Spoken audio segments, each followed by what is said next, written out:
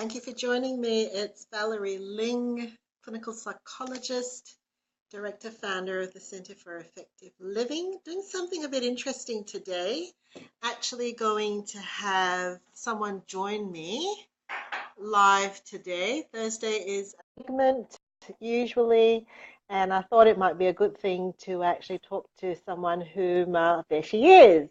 I've got Cecily Hugh Patterson live with me. How are you doing, Cecily? I'm well. Can you hear me? I can hear you very well and looking very good Excellent. with the star behind you. Oh, yes. Um, Thanks for joining me today. Tell me just give us a little bit of a rundown. Who are you? Where are you? What do you do? Wow, that's a very big question. I am many things.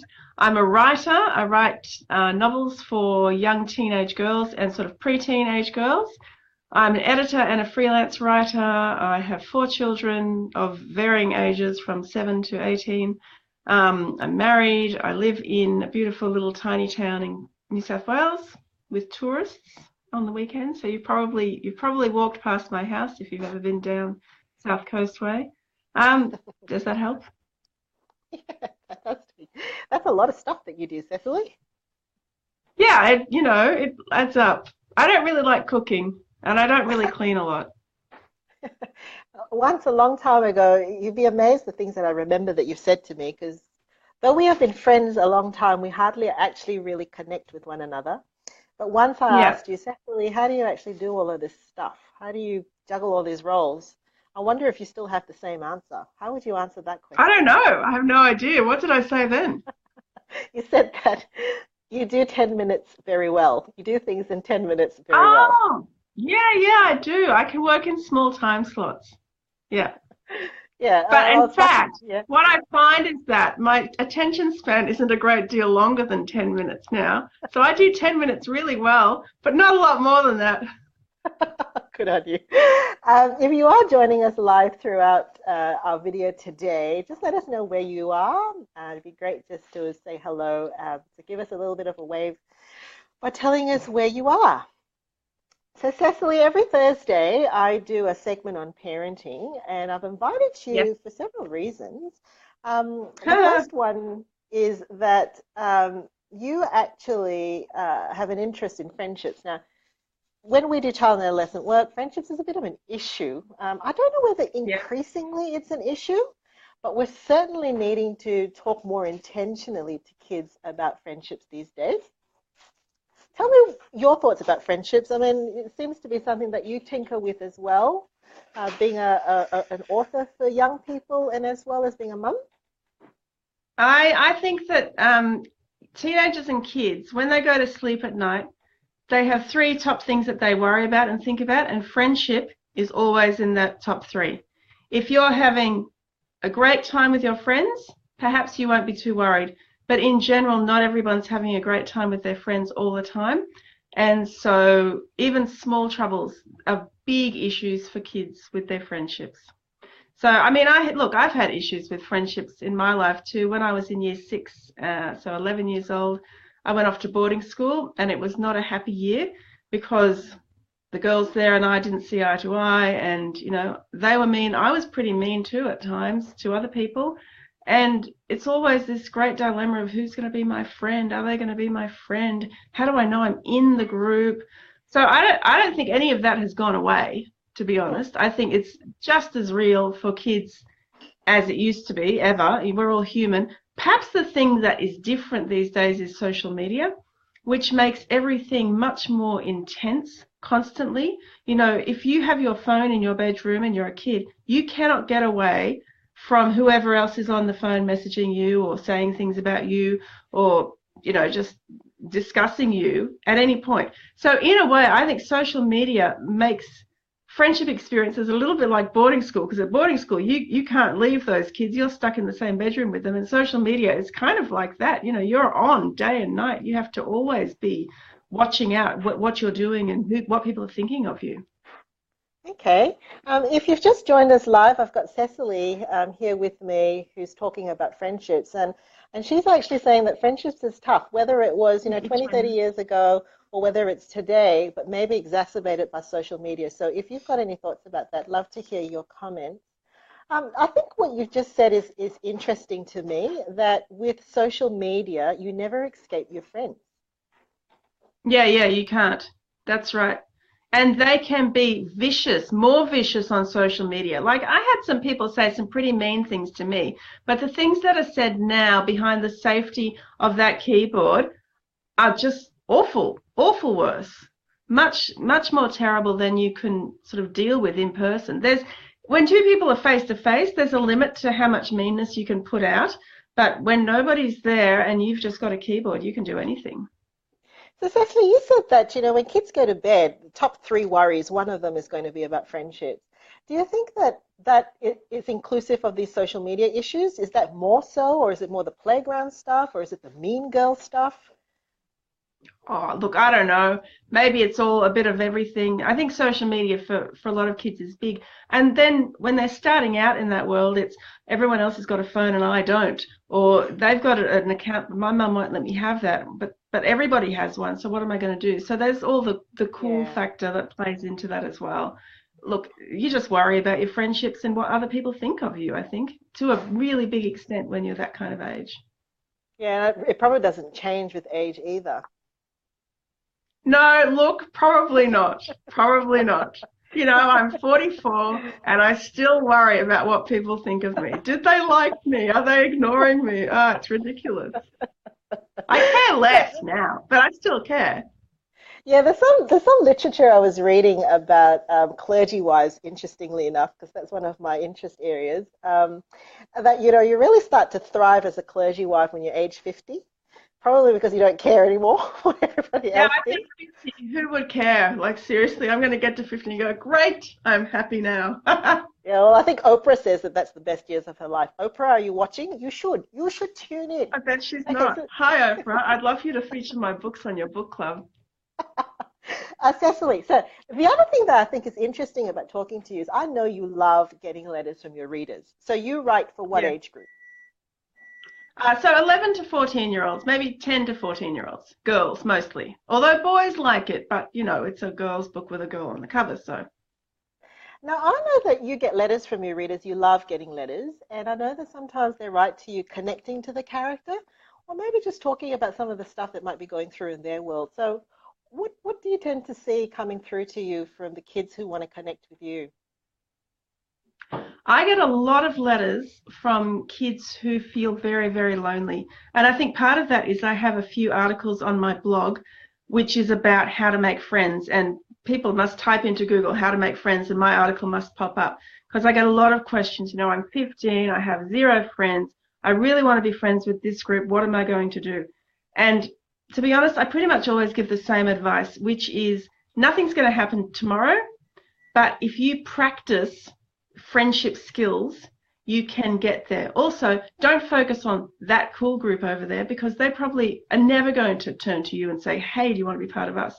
You got to look for the people who are on the outside and think, okay, well, I'm not the only person who has no friends. There must be others like me. Let me find them and I'll go and make friends with them. So there are definitely skills in terms of using your face to be welcoming, using your voice to find the things that you have in common with other people, just being brave, turning up to things, even though you think, oh, everybody hates me. But if you turn up 5 times, they'll see you the fifth time and they'll want to connect with you. So I give a lot of advice, and I always say, do the tiny step today and do another tiny step tomorrow and do another tiny step the day after that. And all those tiny steps actually add up. Yeah, I think that's fascinating to me that you're getting letters from 15-year-olds or 13 to 15-year-olds saying that they're lonely. It's hard to imagine because when I was that age, I probably was lonely, but I was only in my own room, right? Or just walk up the road. I mean, these days you can connect with anybody all around the world. Yeah, I mean, but that doesn't mean you can connect with anybody. They're still people. It doesn't matter if they're on the end of a telephone or they're, in school. If you have not much confidence and perhaps if you don't have those natural skills, because some kids have more friendship skills than others and some really struggle. And if you don't know what they are, or perhaps your family's not been very friendly and social, you are still going to struggle. No, I think that's a good point. I think we forget just how intentional we have to be about building relationships and practicing those skills. And like you said, if we don't have those opportunities, or we shrink back from them, Cecily, we hold Yeah. back because we're really worried or we're really afraid what's on the other side of trying. We don't actually get a chance to hone those things in. So, We're very afraid of risk. If you put yourself out there, the risk is that you get thrown down and you get rejected. Well, you know what? Someone's crummy expression on their face is literally the worst thing that can happen. And then you walk away and you take some deep breaths and you get over it and you go and find someone who has a better expression on their face. So rejection hurts, but it's certainly not fatal. I like that. Rejection does hurt, but it's not fatal. And certainly Yeah. something you get used to, do you think? Not that I would say that You, we will get rejected all the time, but it's going to happen. yeah, look, you can get more used to it.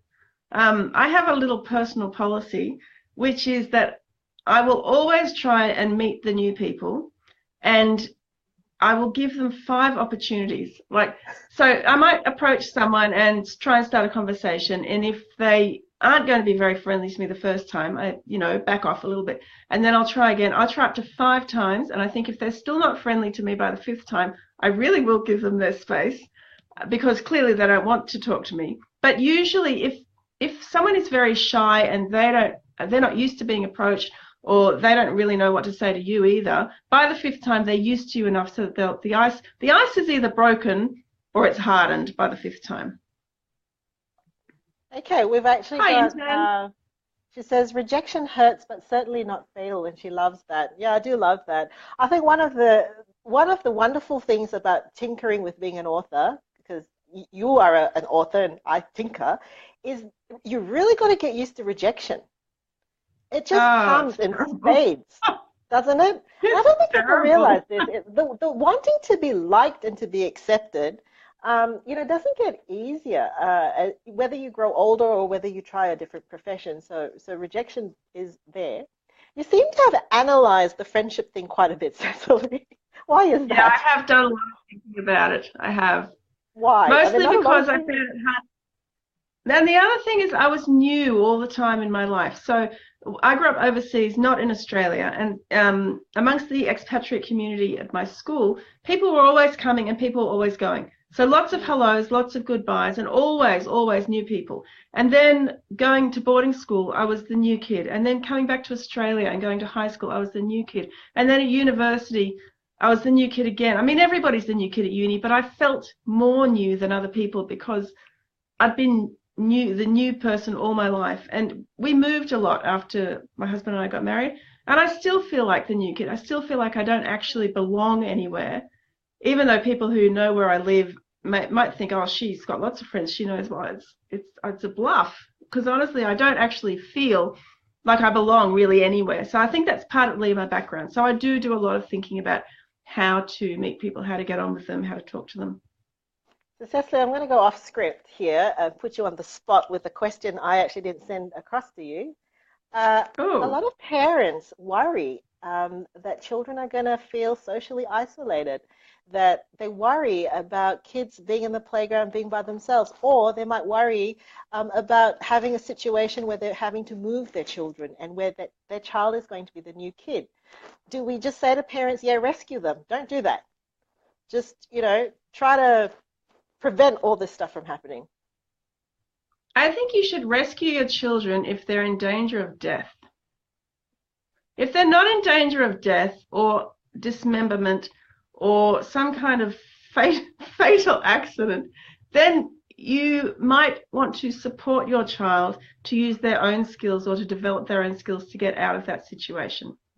So, you know, things were tough for me when I was growing up and feeling very lonely. On the other hand, I developed the skills eventually to find my way out of that situation.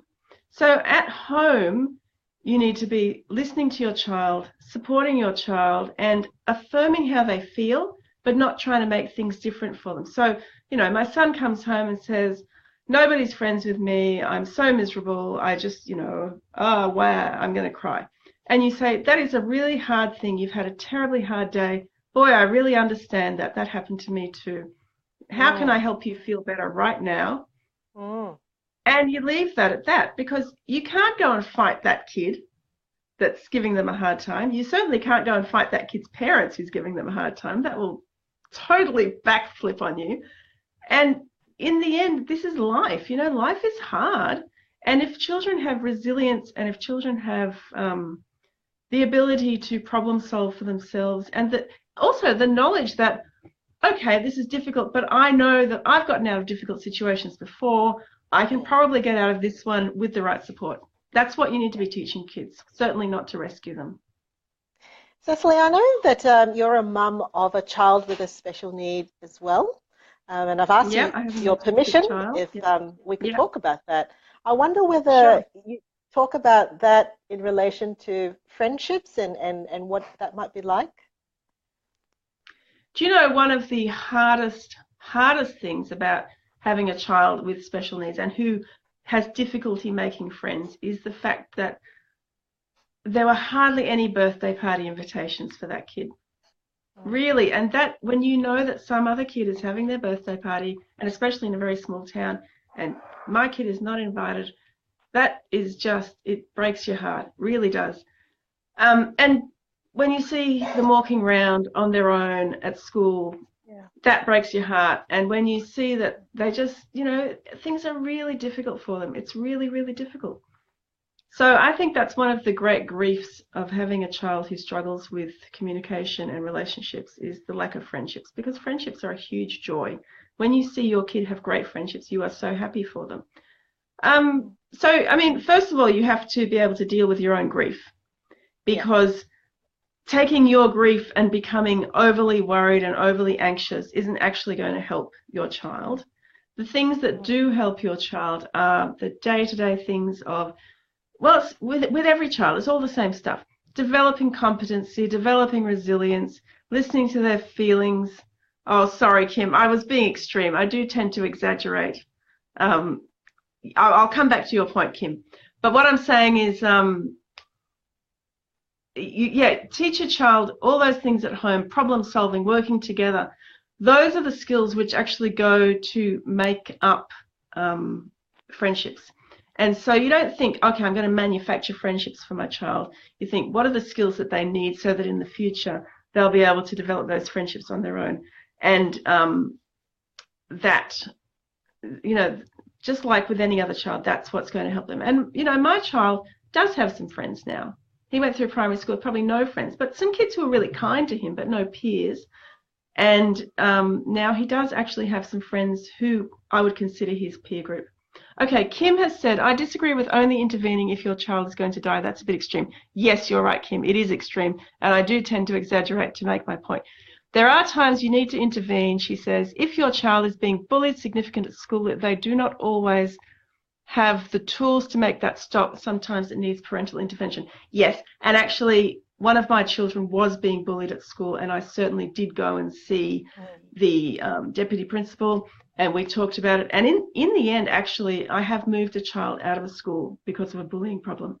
So, yeah, when I say don't rescue them if they actually have the skills to do what they mean. And certainly for my child who has special needs, I ring the school. If he says he has any problems, I know that he doesn't have the capabilities to deal with the kids who are giving him problems, and so I will ring the school, and the staff are really good at, you know, jumping on that sort of thing immediately and getting it fixed. Yeah, so I'm just going to jump in there. So thanks, Kim, for your comments. Kim is a friend of mine as well and does a lot of work with children.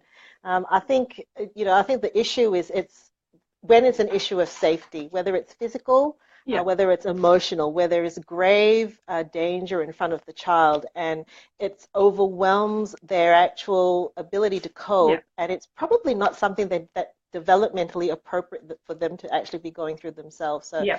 it is coming up to National Day of, we're going to be talking about bullying quite a lot in the next few weeks. So I do think that that is a rather special category to deal with. So coming back to a child with special needs and friendship. So you've talked about the parents' reaction to it. What's it like actually Yeah. for the child going through it who, does want to connect, does want to have friends, but might have some challenges? Yeah, it's really hard. It's really hard for them. Who wants to have no friends? Nobody wants that. Everybody wants somebody who they can connect with and have fun with. So if you can help the child find those people, that's a really good thing you can do.